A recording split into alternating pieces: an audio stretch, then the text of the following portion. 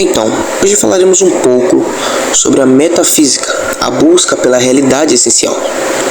Para podermos definir e entender um pouco sobre o que é a metafísica, vamos levar a seguinte conclusão.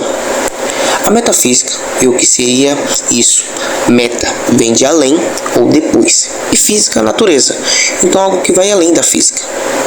Então a metafísica é uma área da filosofia onde estuda o ser, ou seja, tudo que vai além do que vemos, do que tocamos e sentimos. Bom, essa ideia de estudar o que tem além do que vemos foi criada e pensada por Aristóteles. Ele escreveu 14 livros falando sobre a metafísica, mas lembrando que esse nome foi dado depois de alguns anos, ou depois de sua morte. Ela está ligada a entender como se forma a essência de algo, aquilo que não podemos ver ou tocar. E nela, Deus é considerado o motor imóvel, ou seja, o fim das mudanças do universo. Pois Aristóteles acreditava que tudo estava em constante mudança, menos a essência de algo. O ser, exemplo, uma pessoa que se torna careca, ela vai continuar com sua essência, só não vai ter cabelo, mas isso não vai mudar o fato dela existir. Pronto, agora entendemos um pouco sobre a definição sobre a metafísica. Agora vamos em dois conceitos aqui agora. Os conceitos de existência e essência, que são fundamentais na filosofia e têm sido debatidos ao longo da história da filosofia, especialmente na tradição metafísica e ontológica. Vamos lá.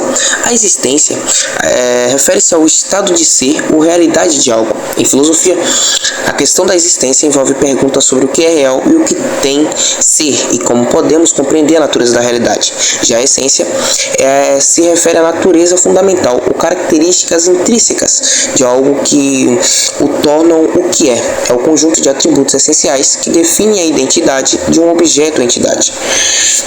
Em relação entre existência e essência é um tema importante na filosofia, especialmente na tradição metafísica.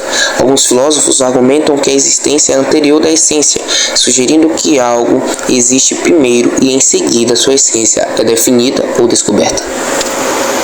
Sim, mas assim a gente tem uma certa ideia sobre o que é a existência. Então, a gente tem que saber o que é o ser, porque também está ligado à existência. Então vamos lá.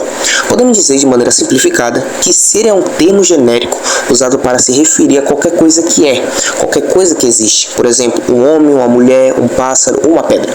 Nesse sentido, o termo mais adequado e específico seria ente. Normalmente, como esses entes se apresentam a nós de maneira caracteristicamente própria e distinta, isto é, de tal forma que um não se confunde com o outro, assim como um pássaro não se confunde com a pedra, uma mesa ou um ser humano. Tendemos a pensar que eles são algo caracteristicamente próprio e distinto um do outro. Entramos agora em um tema um pouco mais profundo, que é a busca pela realidade essencial. Então vamos lá. A busca pela realidade essencial na filosofia é uma questão complexa e muitas vezes filósofos têm diferentes perspectivas contrastantes sobre o assunto. Além disso, essa busca pode abranger uma ampla variedade de áreas, desde a metafísica e a epistemologia, até a ética e a filosofia da mente, dependendo das questões específicas que estão sendo investigadas. Em última análise, a busca pela realidade essencial são indagações centrais na filosofia, buscando desvendar o que está por trás das aparências e da superfície do mundo. Sabendo-se disso, temos alguns problemas da realidade. Então vamos lá.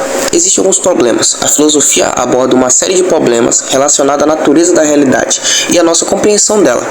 Muitos desses problemas são fundamentais e têm sido debatidos ao longo da história da filosofia. Algumas delas seriam a natureza da realidade, realismo versus antirrealismo e relação entre mente e matéria.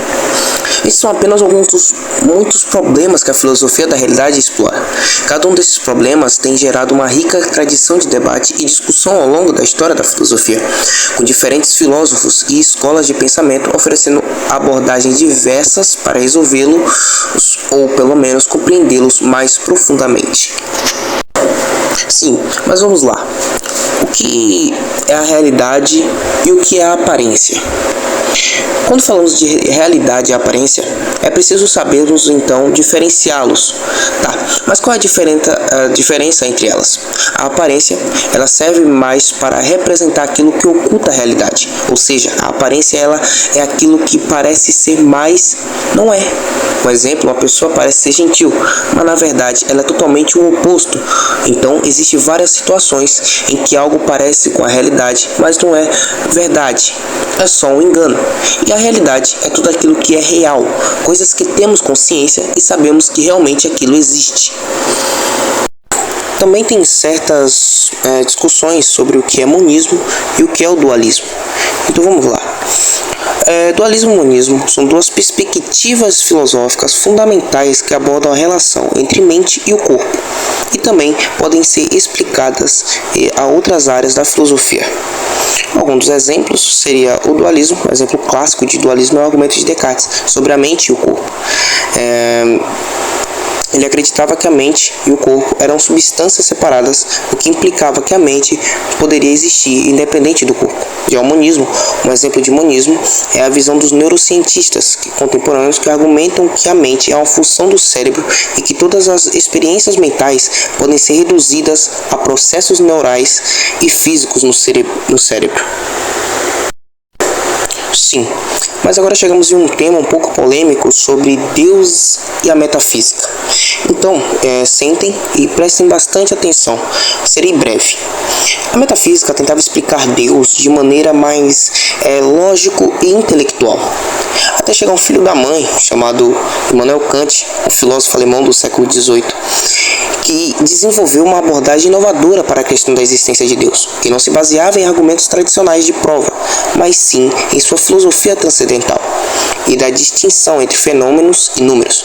Kant acreditava que a existência de Deus não poderia ser provada através da razão pura, ou seja, por meio de argumentos puramente lógicos. Ele rejeitou tanto o argumento cosmológico quanto o argumento teleológico como provas sólidas da existência de Deus. Em vez disso, ele argumentou que a existência de Deus era uma questão de crença prática, em vez de conhecimento teórico.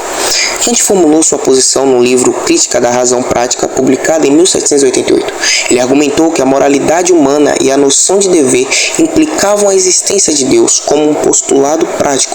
Em outras palavras, a crença em Deus é necessária para fundamentar a moralidade e a liberdade moral. É isso. Espero que vocês tenham entendido. É um pequeno resumo sobre a apresentação que fizemos. Espero que vocês gostem. Tamo junto. É nóis.